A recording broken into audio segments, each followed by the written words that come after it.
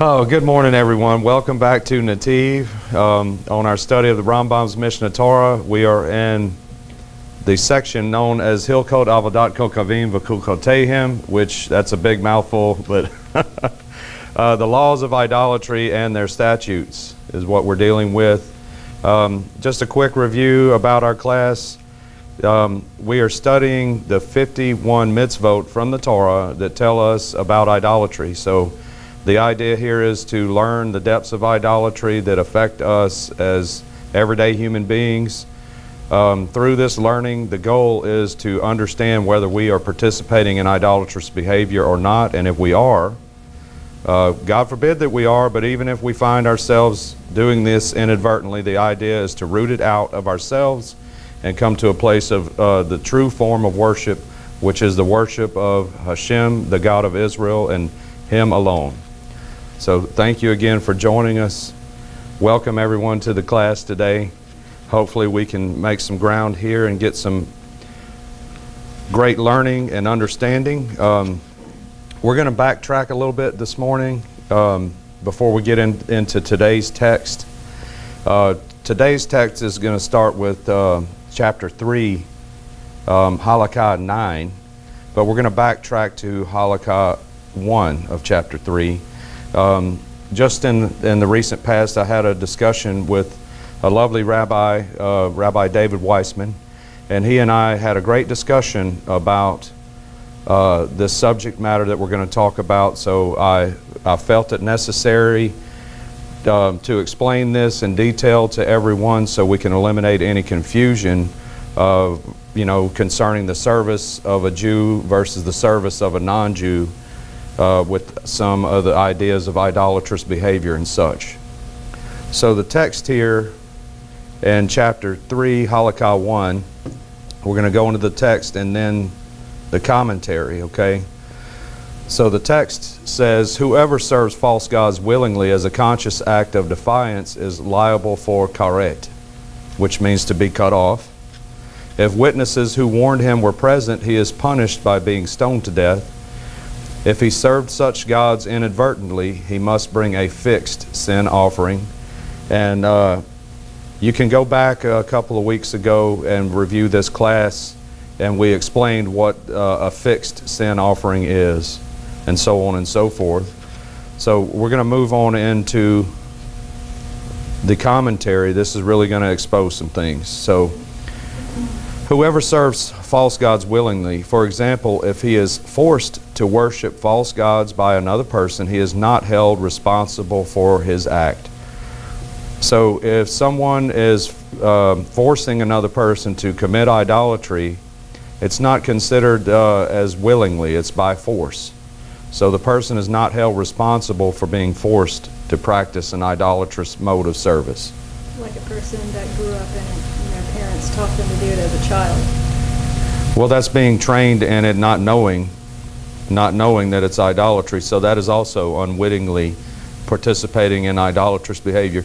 Many of us that are non-Jews, that grew up in a secular home or certain religious backgrounds, were raised in idolatrous or shituf type of modes. That us growing up, that's all we knew. We never knew it was against the Torah. So therefore, that person that might have been raised in that is not he's not held responsible for those acts. The idea, though, is once the person learns that they were participating in a idolatrous or shituf modes of service, then we're required to overthrow that. Once we know that it's idolatry and we continue to participate in it, then we're held responsible, if that makes sense. But on the other hand, the nation of Israel, they were the elders are commanded to teach the children about the worship of Hashem. The worship of Hashem in this nation, the nation of Israel, not this nation we live in, but the nation of Israel, the worship of Hashem is part of the culture of these people. It's the foundation of the existence of the nation of Israel, is to be a representative and a true worshiper of Hashem. So the Jewish people at large it's their duty to teach their children and so on the true worship of Hashem and to avoid idolatry at all costs. Okay, so this is what we're getting into here, where we have a Jewish person versus a non-Jewish person, simply because usually the Jewish people, the descendants of Israel, the nation of Israel, are taught about true worship and about idolatry. Unfortunately, most non-Jews are not, so we're ignorant. You know, a lot of us are ignorant of it. Good morning, everybody. Welcome. Good to see you. Okay, so we'll continue on here. As a conscious act of defiance as opposed to someone who worships inadvertently. Oh, I'm sorry, I missed something. Missed something here in the previous. It says, if he is forced to worship false gods by another person, he is not held responsible for his act. It is nevertheless forbidden to consent to such pressure. One is obligated to sacrifice one's life rather than consent to such worship. And that's referred to from Hilkot Yesodei HaTorah, chapter 5, Halakha 2 and 4. Okay. So it's important for us to understand here that this specific commandment for one, that one is obligated to sacrifice one's life rather than to consent to such worship. So we'll give a small example. You have a person that is forcing another person to commit an act of idolatry. It's better for what the text is saying here, it's better for one, or it's obligated for a Jewish person to sacrifice their life rather than consent to such worship. So it's better for this person to say, I'm not going to worship your idol, go ahead and kill me. Okay. Now this is the obligation of the Israelite, because the Israelite is part of the covenant that was given down from Mount Sinai. So being this covenant that Hashem has with the nation of Israel, one of the obligations is that they are to die rather than to worship idols. This is known as a Kiddush Hashem. If we look at, say, like Nadab and Abihu, the story goes more or less, to shorten it up, the high priest Aaron is on the corner of the altar and he blesses the people. This is at the inauguration of the Mishkan.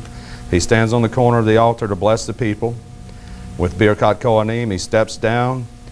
All the offering had been prepared, the wood and the whole 9 yards was on the altar, but there was no fire.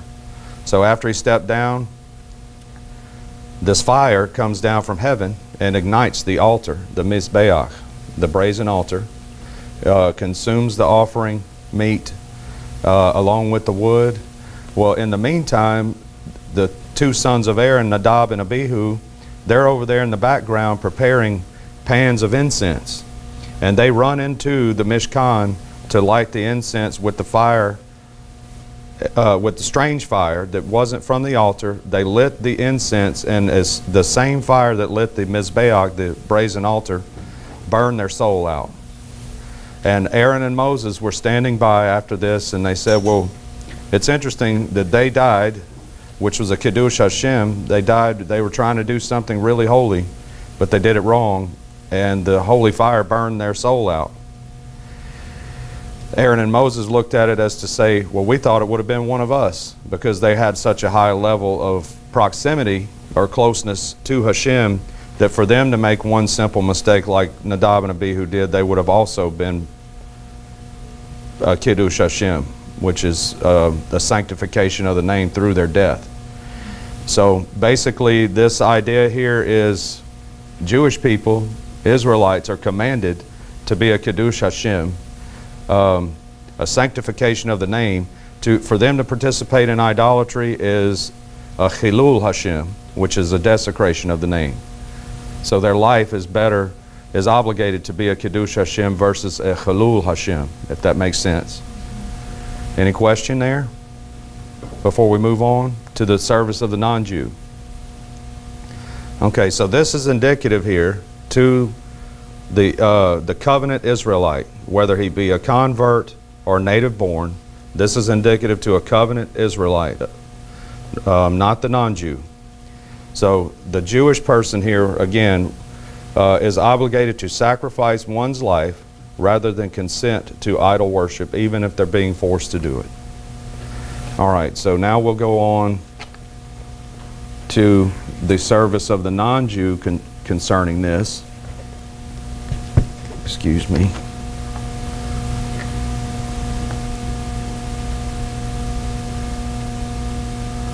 Okay, we're going to move to another section of Mishneh Torah. This section is called Hilkot Melakim Umilkamotehim. It's the laws of the kings and their wars. So this section has all of the laws concerning how the behavior of a king of Israel, a righteous king, should be. All the laws from the Torah pertaining to the kings and wars that the kings institute, and so on and so forth. And so non-Jews, there's laws for non-Jews in here because the kings of Israel would often accept captives during their conquests of other nations. So there's laws here concerning these people that are being integrated into the land of Israel because of the wars and such. But these laws also apply to a person that is a non-Jew who voluntarily joins him or herself to the nation of Israel, not just through captivity of a war. Okay, everybody following me here? Okay, so we're going to start in chapter 10, number 1. It says a Gentile who inadvertently violates one of his commandments is exempt from all punishment. Now this Gentile here, we're going to do a small explanation of what this word is, because Gentile is a broad word for non-Jews, but the RaMBaM specifically here is talking about a ben Noach. Okay, a ben Noach, and it's here in the text, I'm not just making this up. A ben Noach is a person who has overcome idolatry and taken on the Sheva Mitzvot in order to be a righteous person of the nations. Okay, so we're overthrowing idolatry. We're learning that what it means to curse the name of Hashem, God forbid. So we're not doing that. We're not blaspheming. We're not murdering. We're learning what murder is and lashon hara and so on, the evil tongue, and we're stopping from that. What's next? We're learning how to not be sexually immoral. Okay. Also, we're not stealing, and we're learning all the modes of what theft is. What else are we leaving out here? We're not eating the limb torn from a living animal. What's that? I'm sorry. Right, thank you. So there's laws that follow. These are categories of laws that have a lot of deep discussion and understanding. But anyway, this is the basic service of a ben Noach, is a righteous non-Jew who has taken these laws upon himself in order to draw near to Hashem. And the last one, which Mrs. Mitchell mentioned, is to set up courts of righteousness in the nations to enforce those other 6 laws. So every nation is supposed to be a nation. Everybody doesn't need to be an Israelite. That's perfectly fine if you are and if you aren't. There's nobody's better than the other. We just all have different roles depending on the nation we're part of. So Hashem has a plan for all the nations to be righteous and have a form of holiness. So the service of the non-Jew who is righteous, this person is known here by the RaMBaM as a ben Noach, a son of Noah. So everyone in the world are sons of Noah or daughters of Noah. But the idea of a ben Noach is a person who takes on the righteous traits of Noah as a non-Jew. So, good morning. So a ben Noach who inadvertently violates one of his commandments is exempt from all punishment, with the exception of a person who kills inadvertently. In such an instance, the redeemer of the blood is not executed for slaying the killer, nor may the killer seek asylum in a city of refuge. However, the court may not execute him. When does the above apply? When he inadvertently violates a command without sinful intention. For example, a person who sleeps with his fellow Gentile's wife under the impression that she is his own wife or unmarried. Okay. So if he knew, this is just an example, but if the man knew that the lady was married, then he's held accountable and he's going to receive judgment, and that judgment is execution. Okay, however, a person who knew that she was his fellow Gentile's wife or non-Jew's wife, but did not know that she was forbidden to him, or he thought that this act was permitted, similarly, a person who killed without knowing that is forbidden to kill is considered to having sinned intentionally and is executed. This is not considered as an inadvertent violation, for he should have learned the obligations incumbent upon him and did not. So this has to do with the Sheva Mitzvot that we just went through. Don't murder. You know, out of the 7 commandments, out of the 7 commandments known as the Sheva Mitzvot, 6 of them are negatives. They're things that tell us what we don't do. The 7th one is a positive that stems from the 6 negatives, and it's again to build courts, to establish courts to enforce the 6. So Halakha 2, should a Gentile be forced, or again a ben Noach, should a ben Noach be forced by another person to violate one of his commands, he is permitted to transgress the command. Good morning. Welcome. So again, should a non-Jew, a ben Noach, be forced by another person to violate one of his commands, he is permitted to transgress the command, even if he is forced to worship false gods. He may worship them, for non-Jews are not commanded to sanctify God's name. Again, the sanctifying God's name, we just described it, Kiddush Hashem. It means to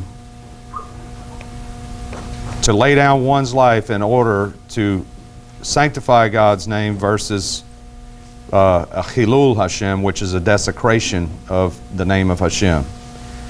Okay, so the idea here is the Jewish person is obligated to sanctify God's name through refusing to take on the idolatrous service and choose death.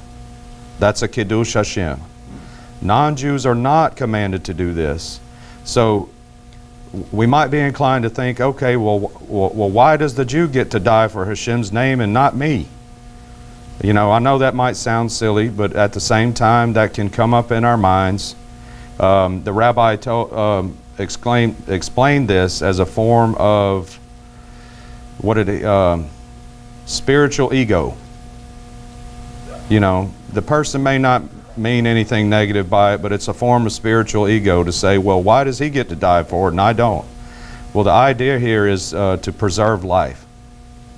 The non-Jew at large, again, is not raised with the understanding of the true worship of Hashem. Again, we unknowingly at times are raised in households that practice idolatry and or shituf unknowingly. So this is a form of mercy for the sake of the non-Jew to not have to lay down his life because he doesn't knowingly understand the depth of idolatrous and shituf behavior. It's very merciful. And at the same time, the goal here is to preserve life. So we don't need to have B'nai Noach and non-Jews lining up to die for Hashem's name. We should be learning His ways and practicing them, because He is a merciful and loving Creator. So it's not His goal that we suffer for wickedness. It's His goal that we turn away from our wickedness and learn the righteous and true observance towards Hashem. So again, the children of Yisrael, the B'nai Yisrael, are specifically obligated to be a Kiddush Hashem. They are to refuse idolatry, and in the instance that someone is forcing them to do it with a threat to their life, they are to lay down their bodily life in order to be a Kiddush Hashem and not take on idolatry. Any questions or comments here? Does this help at all with clarity? You know, We want to honor Hashem. We want to, definitely have the highest level of observance. But it's important for us to understand our role and what Hashem has obligated some people to do and others not to do. So we're not obligated to give up our life, but are we doing something wrong if we choose to? That's a good question. The question was, if anybody didn't hear, so the non-Jew, the Ben Noach, is not obligated to lay down their life, but the question here is it wrong if we choose to lay down our life to avoid idolatry? That is something that we will have to dig into further. I don't have a direct answer for you there. The rabbi and I were speaking about this last week, Rabbi Weissman, but we were on the phone for around an hour already, so we weren't able to get into that aspect too far. We did mention it. So of course it would be honorable in our mind to think, okay, well, I have the fortitude to not take on idolatry at all, to lay down my life. But at the end of the day, just on the brief, the goal here for the non-Jew is to preserve life. Okay?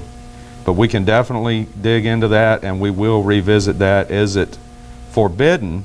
We're not obligated as B'nai Noach, but is it forbidden for us to lay down our life as a Kiddush Hashem? That's something we will get into. Yeah, those of you online that are watching, if I don't bring it up soon, just remind me and I'll make sure we get into it. Okay, so now we're going to pick up, if we don't have any more questions or comments concerning this issue or these halachot, we're going to move on to this week's text. Okay, thank you for that, giving me the time to explain that. It's important that we understand it, because we don't want to be taking on roles that are outside of what we're commanded to do. Okay. So,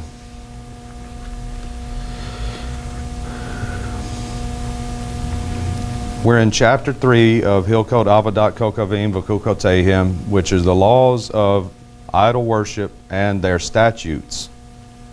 So, we're on Halakha 9 of chapter 3, and the text here says, a person who has a false god made for himself, even though he himself did not actually fashion it or worship it, is punished by lashing.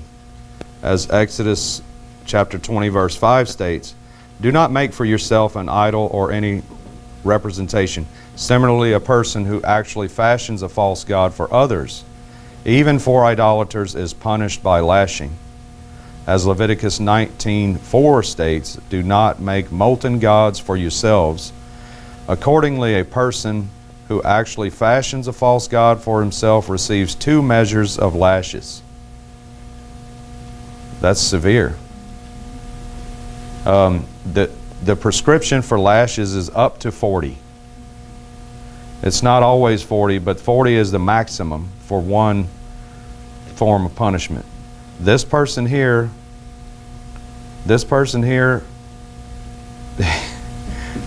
who fashions a false god for himself receives 2 measures of lashes. And let's look at the commentary here. This is kind of interesting. Why does this person get 2 measures versus 1 measure, right? So a person who has a false god made for himself, in other words, he hired someone to make an idol for him. Okay, even though he himself did not actually fashion it, for example, he commissioned another person to make the idol for him. Again, he hired someone or commissioned them to make an idol. He's like, well, I'm not very good artistically, so, so-and-so artist, can you make this sculpture or this painting for me so I can worship it, because I want it to look like this, but I don't know how to do it. So can you do it and I'll pay you? Right? That's bad. Okay. So, even though he himself did not actually fashion it nor worship it, for example, although he commissioned the fashioning of the idol, he did not worship it or explicitly accept it as a god. Accordingly, he is not punished by execution as above. he is nevertheless considered to have violated a prohibition and is punished by lashing. The Lechem Mishnah questions this statement, noting that lashes are not given for a transgression which does not involve a deed, and that speech is not ordinarily considered to be a deed. So the commentator from Lechem Mishnah here is pointing out that typically lashes are not given for something that was just spoken or thought of or inquired of, but there has to be a deed involved and actually an actuality of doing something. Okay? So he explains that since the craftsman fashioned the idol on behalf of the person who commissioned him, he is considered to be the latter's agent. So the speech and the commissioning leads up to something being done, and the person that is commissioning the other is directly involved. Yes, sir, Toby? It says you're not supposed to make an idol or a representation. What does it mean by representation? Oh, okay. So like a statue would be an idol, but a picture of the same God would be a representation. Okay. Yes, so the question was, it says not to make an idol or a representation, and the comment in regard to that was what's the difference? And the comment here was, if you have a statue, that's an idol, for example, and to take a picture of that idolatrous statue and give it to a person, that would be a representation of that idol. Like an icon. Yeah, or like an icon, or whatever the case. We're all aware of religious practices that venerate icons, which are, from the past and the Middle Ages and such, are generally paintings of effigies of created beings, whether that be an animal or a person or whatever the case. It's not an actual three-dimensional image, but an icon is considered a representation of said image. As if we remember from our classes in previous weeks, to take the four elements of creation, any one of them, which is, anybody volunteer to give me the four elements of creation? Earth, water, air, and fire. Yes, earth, water, wind, and fire. Okay, so thank you, Jonathan. So anything that is made from any of those four elements is considered part of creation. Everything in creation that Hashem made is made from those four elements in some form or another. So to worship anything made from that is considered idolatry.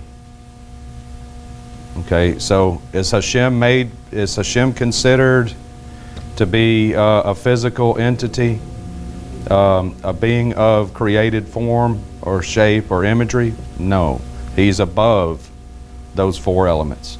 That would be anything that you can see with your eyes. Anything that just about anything that you can perceive with your five senses. Because we learn, because we're physical beings, we learn from the five senses. It's a little Musar concept here.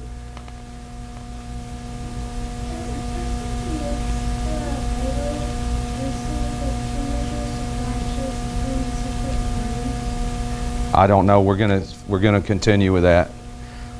So a little Musar concept here is the five senses. We can only learn through the five senses. This is the way human beings learn. Anybody want to give me the list of the five senses?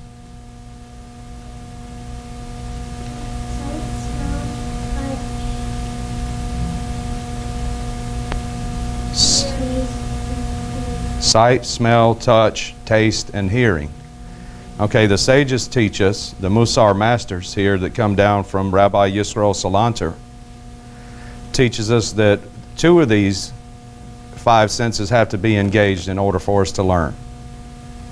There has to be at least two engaged. And that out of all the organs of the body, all the members of the body, the head The head of the human body is the only member of the body that can participate in all 5 of those.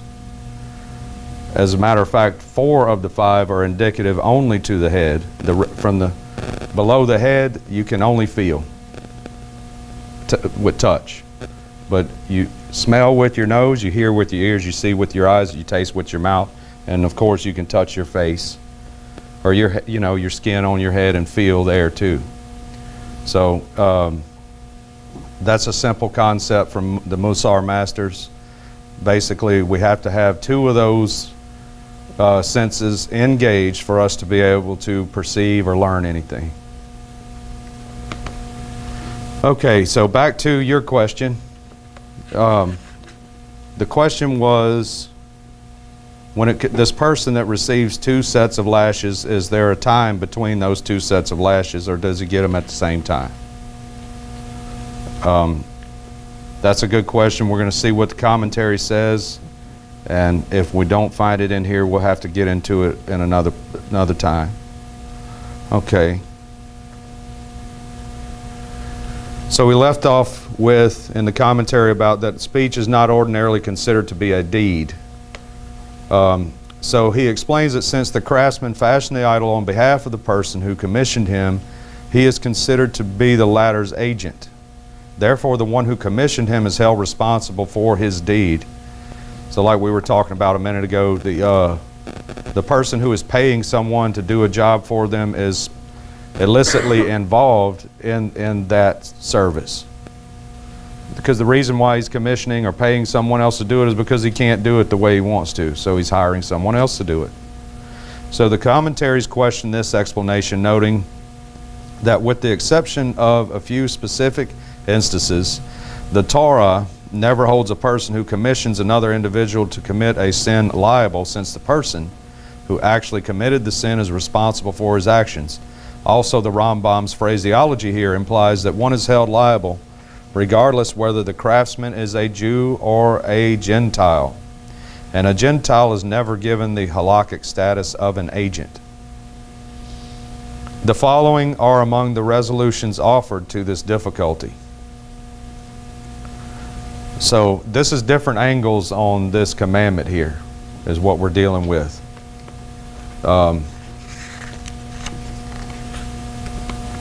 On Halakha 9, different angles of understanding.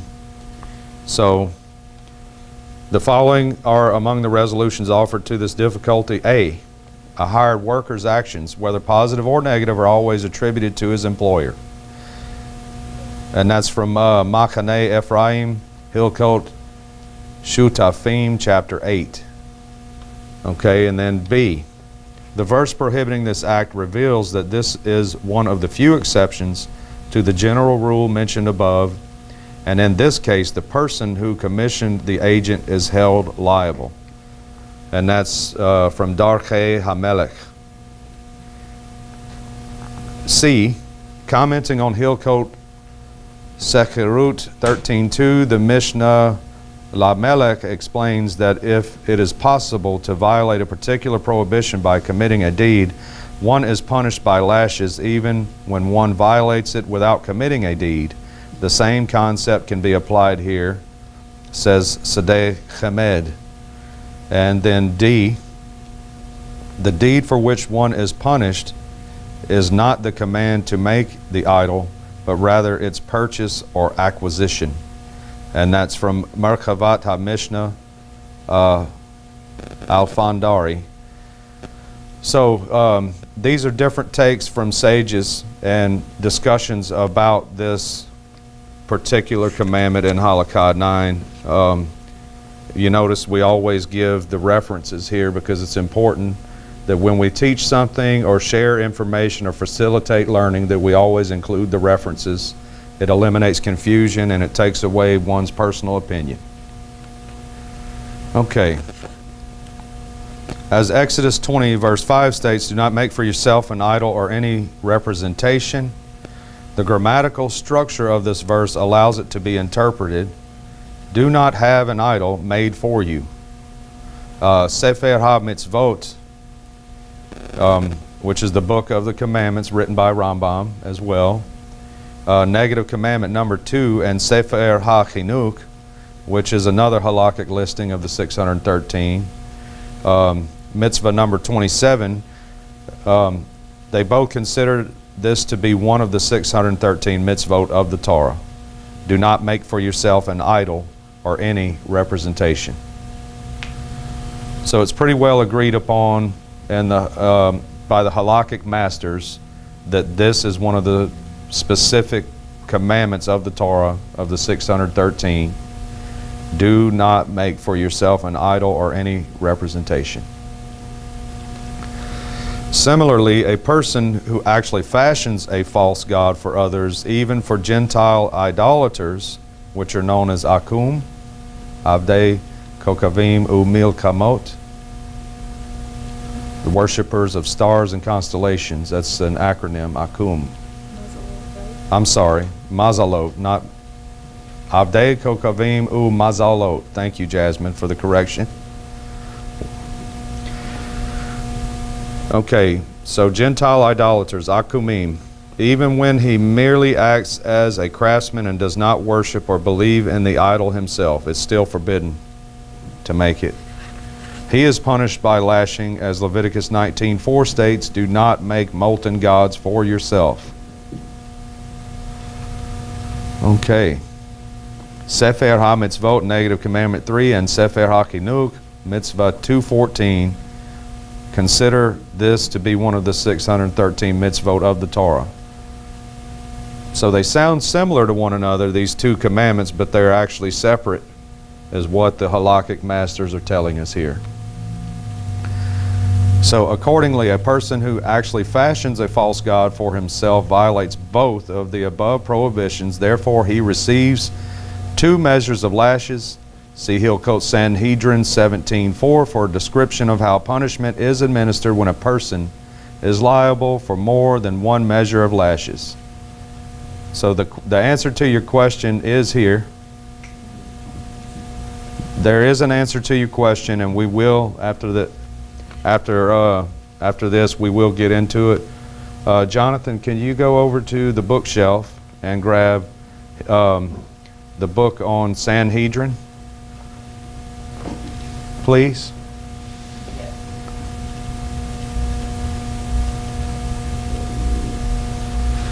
While Jonathan's looking for that, we'll get into Halakha 10. Everybody awake? Any questions? Concerns? Comments? All right.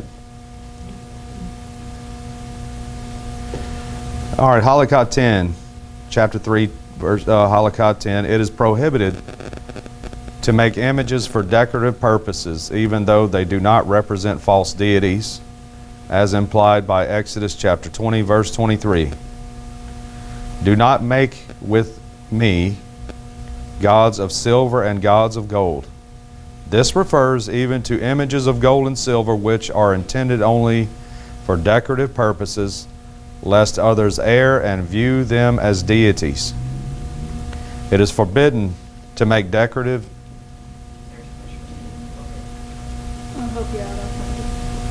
It is forbidden to make decorative images of the human form alone.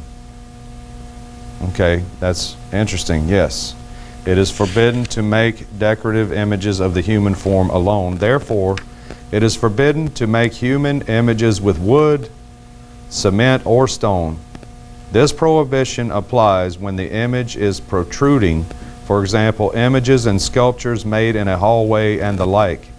A person who makes such an image is punished by lashes.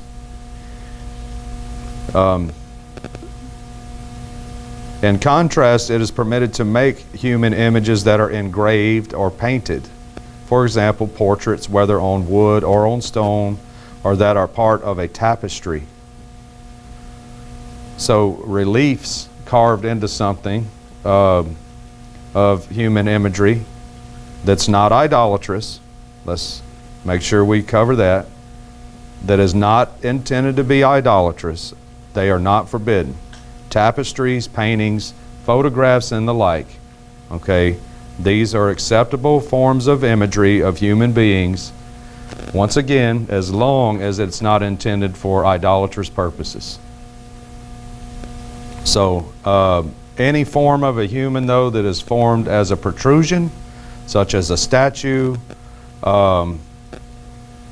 something that protrudes, that stands out, a statue, a wooden carving that makes the physical shape of a human being, is forbidden, whether it be considered for idolatrous purposes or not. It is forbidden. So the question about statues being, you know, whether you have a Greek bust in your art collection, or, you know, a monument to something that has an external imagery of a human being, that is forbidden by the Torah. How many of us knew this already? I didn't know before I studied this. I did not have a clue. So, you know, looking around all over the place at statues and stuff, this is forbidden by the Torah to have. So, I don't want to get too far into the implications on a private note, but, you know, maybe I should get rid of my garden gnomes, huh? So, like you said, that it is intended, but if you don't intend it, if it's not intended to be worshipped, then it's not, right? That's for the okay. photographs. Well, that's and not the a- tapestry. We're talking about a 3D or. A three-dimensional object. If it's flat, it's not, that's one thing, like a painting Uh-huh. or into stone, but if it has any kind of. Features? form, Like, images. like Yeah, an angel? like Like an an angel. Yes, that's forbidden, yes. But you can worship in it. It doesn't matter. It's the Torah says it's forbidden. Yes, Toby? Does that include like action figures? No. Why not? No, dolls and toys are not considered statues. What's the difference? What's the Halakha on it? The sages explain the Torah on this and how it's applied. The difference is implicated by them, so we'll have to look at the difference to get clarity on that. So we will cover that. Because that could easily be worshipped as well. Yes, it can. It can be. It could be worshipped, but the problem with statues is whether it's intended for worship or not. It's forbidden, specifically here. It says made out of what? Made out of cement? Cement, stone, or wood. Or It wood. doesn't matter then there's not a thing. No. So like plastic action figures wouldn't count. No. Yes, sir. Well, it does say the human form alone. Alone, yeah. So like, for example, over at the mall right here, on the outside of one of the entrances, there's essentially a statue of a couple kids climbing on a rock or something. Yeah. And I don't, it sounds like that wouldn't be prohibited. It's a human form. But that says human form alone. This is something that has several okay, I children see. playing on it. No, this is we're going to get into the commentary before we. I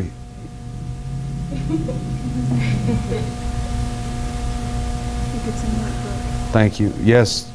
Well, it could also mean that the human form is the only thing prohibited. Yes. It doesn't mean a human form on a horse is okay. It means the horse alone would be okay, but the human form's not. So an elephant? So the other Torah commandments say it lists anything, an animal, a star, anything. To worship it. Yeah, that's a separate, I guess, separate worship. It is. That It's is for- not to worship. That you can, yeah, there is another commandment that says not to do other things. Like talking about elephants. Specifically here, images made in the form of a human out of wood, stone, and cement or concrete are forbidden. Other imagery is not permitted, that it's not idolatrous.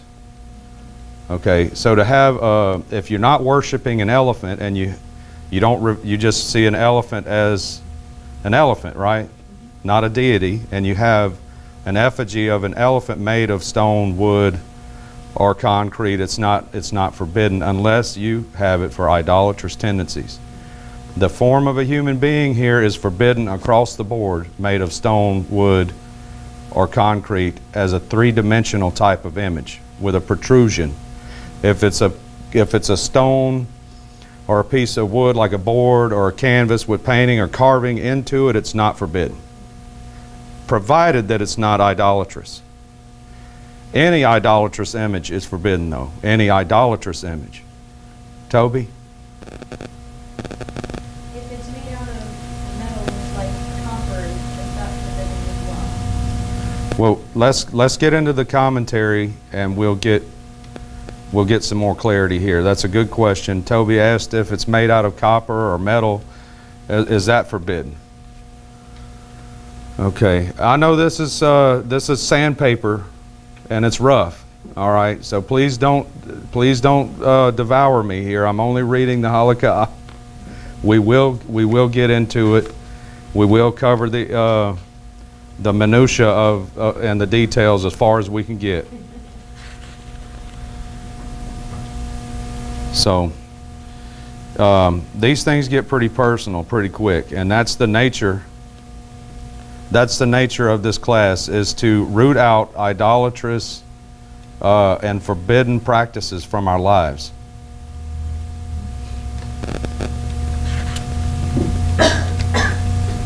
So the commentary, it is prohibited to make images for decorative purposes even though they do not represent false deities. For example, they were made as decorations and works of art without any intent that they be worshipped, as implied by Exodus chapter 20 verse 23, do not make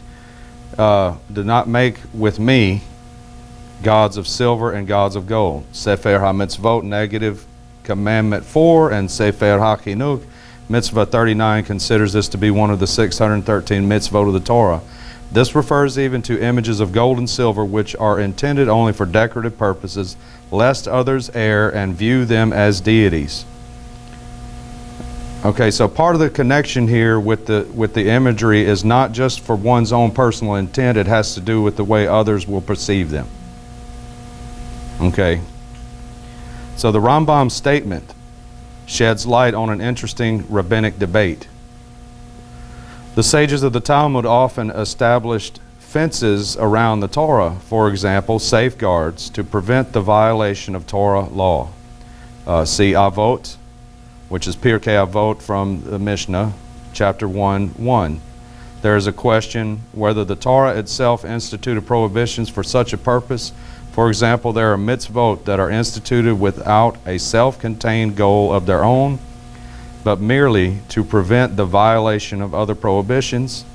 See Lachach Tov 8 for more on that. Okay, from the RaMBaM statements here, we also see Hilkot Deot, which is the section of Mishneh Torah on human dispositions. Hilkot Deot, Halakha 7 and 8. It appears that he accepts such a premise. It appears that there is nothing intrinsically wrong in making statues per se. Nevertheless, since if such statues are made, the possibility exists that they may be worshipped, the Torah forbids us to make them. That's what we're getting down to here, is what does the Torah forbid to be made? Because the commandment is specifically saying don't make certain images. Yeah. Yes. So it is forbidden to make it is forbidden to make decorative images of the human form alone, as explained in the following Halakha. This prohibition also applies to the sun, the moon, and other celestial beings. It is permitted to make an image of all creations of our world aside from man. So Avodah Zarah, that's a tractate in Talmud Bavli, Avodah Zarah 43, page 43b, derives this from the above verse. The Hebrew words translated as "do not make with me" can also be rendered "do not make me." For example, do not make images in the human form the form in which God has revealed himself. That's according to Siftei Kohen, Yoredea 141, verse 21. Therefore, it is forbidden to make human images with wood, cement, or stone, or any other material. The RaMBaM mentioned these materials because they were commonly used in his time. The prohibition applies when the image is protruding. For example, images and sculptures made in a hallway and the like. The Torah on Yoredea 141 states that we are forbidden to make only a complete human statue. So a bust of a head alone or a statue which is lacking any one of the body's limbs is not forbidden. Though the Shulchan Aruch 141:7 does not accept this view, it is shared by the Ramah. A person who makes such an image is punished by lashes, but not by execution, since these statues were not worshipped as